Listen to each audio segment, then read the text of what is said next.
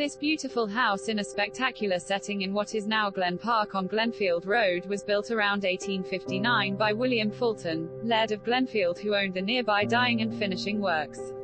The factory was called Glenfield Scouring Works and was founded in the 1820s as a bleach works, and largely rebuilt in 1879. It was latterly owned by William Fulton and Sons Limited, scourers, dyers and finishers, who used soft water from the Gleniffer braes in the processing. It closed in March 1966. They made the household name, Glenfield Starch, which became so popular that another manufacturer moved to Glenfield in order to also call his starch by the same name, resulting in a famous ruling from the House of Lords. That's why the advert below says, "When you ask for Glenfield starch, see that you get it." They claimed it was the only starch used in Queen Victoria's laundry. Rising from humble beginnings as a weaver, he eventually became a rich industrialist, but never forgot his roots. When he first took over the estate, he expressed a wish that all the people of Paisley would be at liberty to co-me and walk by the braes and glens, as if it were their own. In the same public-spirited way, he declined to charge the organizers for the use of the land, all the more surprising when you consider the scale of the concerts, which were without parallel in the day and were as impressive as modern pop festivals.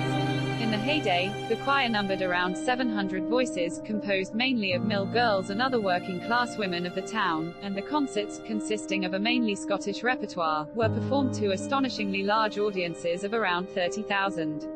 At the time of the Burns statue series, however, the choir numbered around 400 and their audience peaked at over 20,000. The concerts successfully raised money for good causes from 1874 until 1936, when they were discontinued due to lack of support. One of the first gifts to the town was the fine statue of Robert Tanner Hill mentioned earlier, but as they embarked on the Burns series, they were setting a much more ambitious target. The site can be found in Glen Park today beside the children's play area. Craigie Lynn House once stood near the top of the Gleniffer braes in what was a 45-acre estate not far from Paisley Golf Course and Glenburn Reservoir. Remains can be found today beside a stile, through a fence, just below the tree line.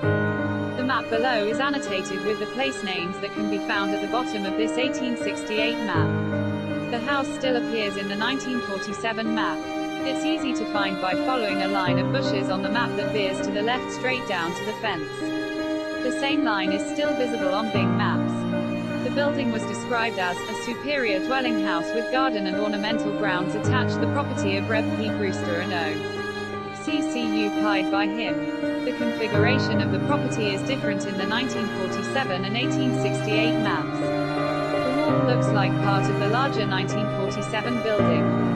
Brewster was the renowned Paisley Abbey minister, crusading preacher, author and political radical Patrick Brewster, who lived in the house until his death in 1859.